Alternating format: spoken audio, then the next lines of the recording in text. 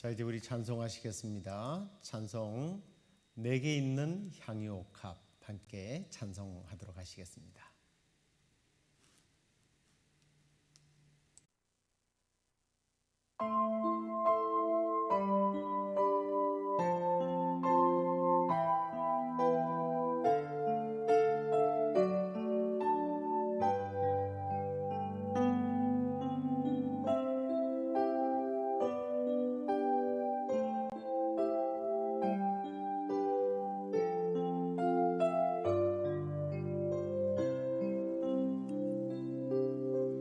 내게 있는 향유옥합 주께 가져와 그 발 위에 입 맞추고 깨뜨립니다.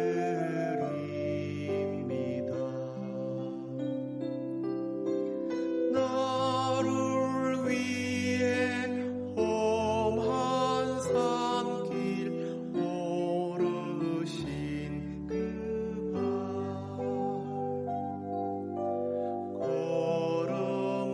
걸음마다 크신 사랑 새겨놓았네.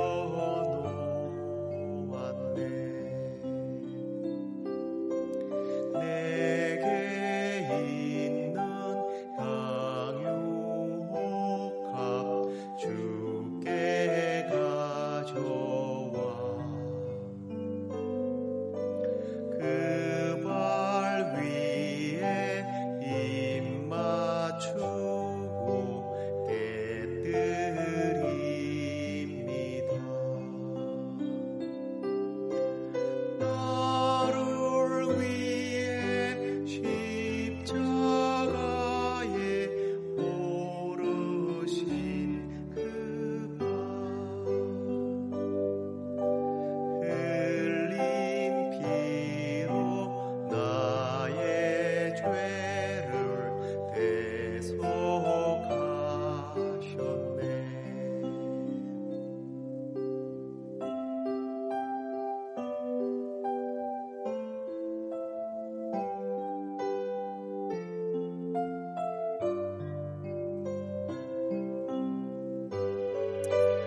내게 있는 향유옥합 주께 가져와 그 발 위에 입 맞추고 깨뜨립니다.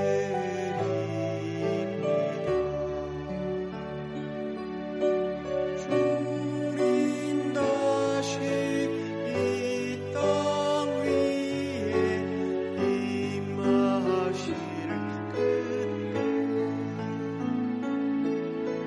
주의 크신 사랑은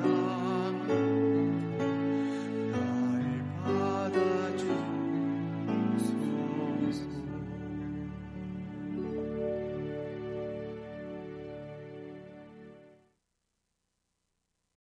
자, 우리 찬송 한 장 더 하겠습니다. 주 내 맘에 모신 후에라고 하는 찬송과 주님만 주님만 사랑하리라고 하는 찬양인데요.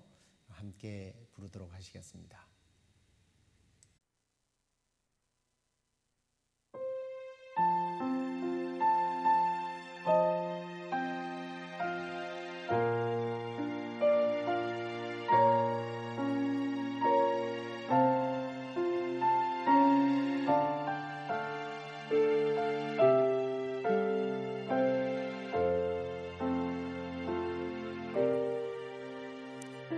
주 내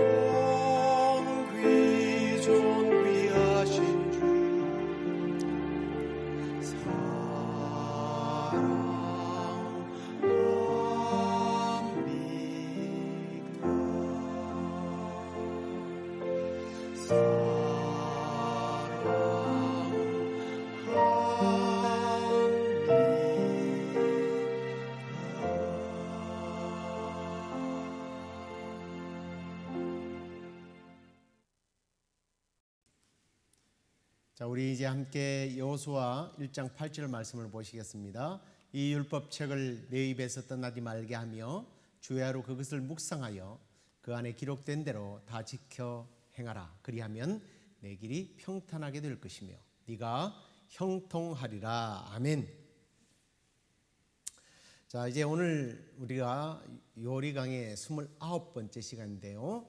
하나님의 법에 대해서 말씀을 나누겠습니다. 우리가 하나님의 법 이러면 뭐죠? 십계명이죠. 근데 오늘은 십계명을 들어가기 전에 좀 서론격으로 하나님의 법에 대해서 우리가 함께 화요일 날 나눠드린 그 오늘의 묵상, 특별히 그 교리편에 대한 내용을 우리가 함께 나누고자 합니다. 자, 질문을 보시기 바랍니다. 하나님이 사람에게 요구하시는 의무가 무엇입니까? 예, 하나님께서 우리에게 요구하는 의무는 그분께서 계시하신 뜻에 우리가 순종하는 거예요. 자, 그리고 또 질문을 하나 더 보시기 바랍니다. 그러면 하나님이 순종의 규칙으로 우리에게 처음 계시한 것이 무엇이냐는 거예요. 하나님께서 우리에게 순종의 규칙으로 처음 계시한 것은 도덕법입니다. 도덕법. 국민은요, 그 나라의 헌법이 요구하는 의무를 지켜야 합니다. 우리가 예수 그리스도를 영접하는 순간 우리는 하나님 나라의 백성이 되었어요. 하늘의 백성이라는 거죠. 그렇다면 하나님의 백성이라면 하나님을 당연히 왕으로 모시고 그분께서 우리에게 요구하시는 법에 순종해야 하는 의무를 우리는 다해야 된다는 겁니다. 자, 고대 왕국은요, 왕의 명령이 곧 법입니다. 짐이 곧 법이니라. 그런 말이 있지 않습니까? 왕의 입에서 나오는 말들은 그래서 다 시행을 해야 되는 거예요. 왜 그래야 하느냐? 왕이 제시하는 그 법은 왕의 성품으로부터 나오는 거란 말이에요. 그러면 그 법을 어기는 것은 왕의 인격을 모독하게 되는 겁니다. 왕의 성품을 인정하지 않게 되는 거죠. 왕의 인격을, 왕의 성품을 인정하지 않음으로 인하여 생기는 게 뭡니까? 왕과 거리가 멀어지는 거예요. 단절이 되죠. 그러면 그게 왕에게 죄를 짓는 결과가 되는 겁니다. 자, 하나님은 우리의 왕이시란 말이에요. 그러면 하나님의 법에 순종하지 않는 것은 그분의 거룩한 성품에 대한 도전인 거죠. 더 나아가서 반역이 되는 겁니다. 이게 죄죠. 자, 하나님께서 우리를 처음 창조하셨을 때에 우리는 하나님의 형상대로 지음을 받았습니다. 그렇기 때문에 우리는 그분의 뜻하신 목적과 또 요구하는 법을 지킴으로 인해서 그 하나님의 거룩한 성품의 형상에 우리는 가까이 가게 되는 거예요. 그래서 이제 우리가 이 법이라고 할 때에 하나님께서 우리에게 주신 법이라고 한다면 이게 조금 지금 시기가 아니라 그때 시기에 돌아가서 보면 왕의 성품이란 말이에요. 하나님의 성품이란 말이에요. 그렇기 때문에 오늘날 우리가 받는 법의 개념과 좀 다른 거예요. 엄청나게 엄격했고 또 중요시했던 겁니다. 근데 중요한 것은 시대가 달라졌다고 해서 이 하나님의 원리가 달라진 건 아니에요. 하나님께서 우리에게 요구하시는 법들은 여전히 하나님의 성품을 인정하는 것이고 더 나아가 우리가 그분의 성품을 지킴으로 인해서 우리는 하나님의 성품, 예수님의 우리는 그 성품으로 닮아가는 거죠.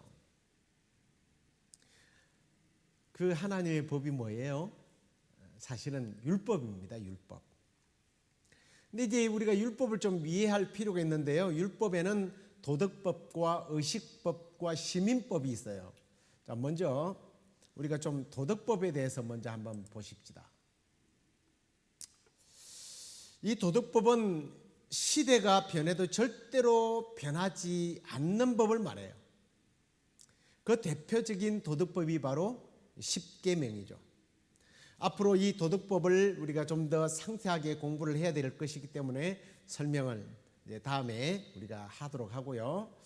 두 번째는 의식법입니다. 이건 제사와 절기에 대한 법들인데, 그런데 이제 이게 레위기에 가장 많이 나와 있습니다만 이 법에 대해서는 히브리서 9장 9절에 이런 말씀을 하십니다. 이 장막은 현재까지의 비운이 이에 따라 드리는 예물과 제사는 섬기는 자를 그 양심상 온전하게 할 수 없다라고 말해요. 자, 조금 전에도 말했던 것처럼 이 법은 여러 제사법과 그리고 절기를 지키는 것들입니다. 근데 이 법은 사실은 장차 나타날 예수 그리스도에 대한 그림자라는 거죠. 예표, 비유라는 겁니다. 그렇기 때문에 이 비유는 예수님이 오고 나면 십자가를 통해서 모든 것들을 보여주었기 때문에, 그리고 양심상 온전하게 할 수 없었던 비유와 비교할 수 없을 정도로 온전케 하기 때문에 이 법은 폐해진 거예요. 다시 말해서 예수님이 십자가에서 죽으시자마자 이 법은 폐기된 거란 말이에요. 이게 어떻게 좀 여러분들에게 이해를 시킬 수 있을까 한번 생각해 보다가 저는 주방에서 사용하는 세제에 대한 것을 한번 비유로 말씀드려 보고 싶어요. 지금으로부터 1000년 전에 주방 세제에 대해서 설명을 해준다고 여러분들이 한번 가정해 보십시오. 이 세제를 여러분들도 만져보지도 못했어요. 근데 들었단 말이에요. 들을 리도 없겠지만 그런 게 있다고 설명을 해주는 겁니다. 기름기가 많은 끈적끈적하고 온갖 오물로 더럽혀지는 이 식기를 이 액체로 가지고 사용하는데 이 액체를 사용하면 깨끗이 닦여요.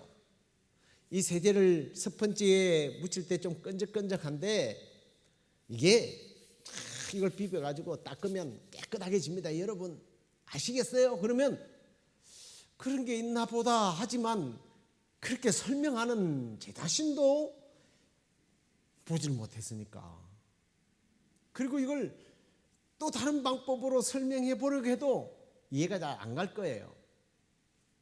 그래서 그런 게 있더라 싶어서 뭐 끈적끈적하는 물체를 가지고 아마 시도도 해보겠죠. 그러나 오늘날 세제와 같이 깨끗하게 그릇을 닦을 수 있는 문제가 아니란 말이에요. 바로 이와 같아요. 우리를 완전히 깨끗하게 하실 수 있는 예수 그리스도가 오셨기 때문에 이제 뭐 세제를 보여줄 필요가, 설명할 필요가 뭐 있어서. 자, 여러분 새로 나온 세제입니다. 자, 보세요. 딱 닦은 다음에 물로 깨끗이 씻었더니 오, 기름기도 없고 때도 없고 깨끗해졌네요. 설명 끝. 더 이상 뭐 과거처럼 이상하게 끈적끈적하는 게 있으면 그걸 가지고 와서 뭐 여러분 이렇게 하면 된다던데 필요 없는 거예요. 그게 의식법입니다. 예수 그리스도의 십자가로 다 사라진 거예요.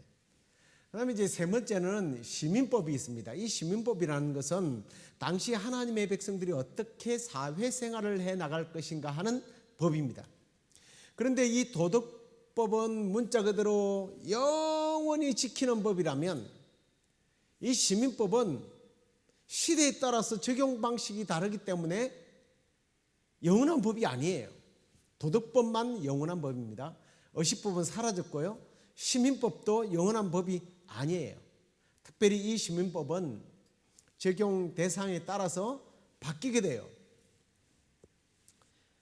이 시민법을, 이 구약의 법을 예수님이 오신 후에 잘 적용해서 말한 사람이 있어요. 사도 바울입니다. 사도 바울이 신명기 25장 4절 곡식에 뜨는 소에게 망을 씌우지 말지니라, 이 말씀을 이렇게 인용하는 것을 봅니다. 적용을 시켜요. 해석을 해서 고린도전서 9장 9절에 보면 모세의 율법에 곡식을 밟아 뜨는 소에게 망을 씌우지 말라 기록하였으니 하나님께서는 어찌 소들을 위하여 염려하셔서 그러실까? 오로지 우리를 위하여 말씀하심이 아니냐. 과연 우리를 위하여 기록된 것이니 밭 가는 자는 소망을 가지고 갈며 곡식 뜨는 자는 함께 얻을 소망을 가지고 뜨는 것이다 라고 적용을 하게 됩니다. 근데 이것도 애매한 적용이죠. 더 명확한 적용이 디모데전서에 보면 나와요. 5장 18절 말씀 보십시오. 사도 바울이 이 곡식 뜨는 소에게 망을 씌우지 말라는 말씀을 어떻게 적용하고 있는지, 뭐라고 그랬어요? 성경이 이랬으되 곡식을 밟아 뜨는 소의 입에 망을 씌우지 말라. 신명기 25장 4절이에요. 또 일꾼이 그 싹을 받는 것은 마땅하다 하였느니라. 이걸 이렇게 말씀을 적용한 거예요. 자, 이렇게 시민법은요, 시대에 따라서 적용 방식이 조금씩 바뀌는 겁니다. 하지만 분명한 사실은 그 중심에는 율법의 정신이 여기에 들어있단 말이에요. 더 나아가서 도덕법으로 주신 십계명과 같은 법들이 여기에 적용이 되고 있다고 하는 것입니다. 지금 우리가 집중적으로 이제 보려고 하는 것이 이 도덕법에 관한 법인데요. 그 도덕적으로 지켜야 되는 법이 뭐라고 그랬어요? 십계명이라고 말씀을 드렸습니다. 이건요, 변하지 않습니다. 그런데 이 도덕법의 가장 큰 원리가 뭐냐는 거예요. 이 원리를 모르고 지키는 법은 다 의미가 없습니다. 그게 뭡니까? 하나님 사랑과 이웃 사랑에 관한 거죠. 하나님 사랑과 이웃 사랑이 가장 중요한 핵심입니다. 그래서 제가 앞에 말씀드린 것처럼 우리는 이 도덕법을 통해서 왕이신 하나님의 성품과 뜻을 이해하게 되고, 또 나아가 인간의 의무가 무엇인지를 사랑 안에서 이해하고 배우게 되는 거예요. 그리고 그걸로 끝나는 것이 아닙니다. 우리가 이 법들을 지키다 보면 우리 인간이 얼마나 무능한 존재고 또 우리의 본성이 얼마나 악한 존재인지를 깨닫게 된다는 거예요. 내가 무능해서 하나님의 이 도덕법을 그대로 다 지키지 못하고 내가 악하다는 것을 알기 때문에 우리는 이 십계명을 통해서 예수 그리스도가 나에게 필요하다는 것을 깨닫게 됩니다. 그런데 조금 이상하게 생각하게 들릴지는 모르겠습니다만 분명히 십계명은 하나님의 성품이 담겨져 있는 거룩한 법이고 도덕법이라 그것만 잘 지키면 되는 것 아닌가? 아니죠. 아니 굳이 예수 그리스도가 뭐 필요한가? 도덕법 잘 지키면 되는 것 아닌가? 그렇게 주장할 겁니다. 로마서 7장 17절에 보면 이로 보건대 율법은 거룩하고 계명도 거룩하고 의로우며 선하도다. 율법은 거룩하고 십계명은 의롭고 선하다고 해요. 맞아요. 문제는 율법이 문제가 아니라 인간이 문제란 말이에요. 우리의 본성이 약하니까 이 율법을 온전히 이루지 못하는 게 문제란 말이에요. 이걸 완벽하게 이룰 수 있다면 예수님이 필요 없죠. 제가 앞에서 말씀을 드릴 때 이 모든 법들이 사실상 오실 메시아에 대한 그림자라고 말씀드렸습니다. 이 그림자 이상으로 우리가 왜 예수 그리스도가 필요한가? 사도 바울이요 성령의 조명을 받아서 로마서 3장 20절에 이런 말을 해요. 그러므로 율법의 행위로 그의 앞에 의롭다 하심을 얻을 육체가 없다. 율법의 역할이 뭐냐? 율법은 죄를 깨닫게 하는 것으로 끝난다는 거예요. 이게 인간의 실상입니다. 제가 지난 주일에 그 부자 청년에 대한 예를 잠깐 들었는데요. 그런 영생을 어떻게 하면 얻을 수 있습니까? 하고 예수님께 와서 질문을 했습니다. 예수님께서 십계명을 잘 지켜야지 라고 이야기를 합니다. 십계명에 대한 얘기를 다 했더니 그가 뭐라고 그래요? 예, 저는요 어렸을 때부터 다 그것을 잘 지켰습니다. 그런데 주님이 보시는 관점은 뭐라고 그래요? 네가 한 가지 부족한 게 있다라는 거예요. 이게 인간의 실상이란 말이에요. 율법은 의로운 거예요. 선한 거예요. 하지만 문제는 인간이라니까요. 자, 보십시오. 그가 부족한 게 뭐예요? 사랑이 부족했다는 거예요. 사랑. 십계명의 정신이 뭐라고 그랬습니까? 사랑이라고 그랬잖아요. 하나님의 사랑, 이웃 사랑이에요. 그 사랑이 빠졌다는 거예요. 그래서 예수님께서 마태복음 22장 37절부터 40절에 그렇게 가르친 겁니다. 내 마음을 다하고 목숨을 다하고 뜻을 다하여 주 너희 하나님을 사랑하라. 이게 첫째 계명이고, 둘째도 그와 같은데 내 이웃을 내 자신같이 사랑하라. 간단해요. 사랑이란 말이에요. 그런데 이 부자 청년은 하나님의 법이니까 율법이니까 잘 지킨 거예요. 지키기는 하는데 그 중심에 사랑이 없어요. 그 사랑은 누구의 속성이에요? 누구의 성품이에요? 하나님의 성품이라고 그랬잖아요. 왕의 성품이란 말이에요. 그 성품이 녹아져 있지 않는 거예요. 그저 의무니까 지킨 거란 말입니다. 그래서 그 사랑을 한번 실천해 보라고 내 재산을 다 팔아서 가난한 자에게 주고 그 다음에 나를 좇으라 그랬더니 도망가 버렸습니다. 그는 왕의 법이 왕의 인격이요 왕의 성품이라는 자체를 이해하지 못하고 그냥 기계적으로만 말씀을 지켜왔던 거예요.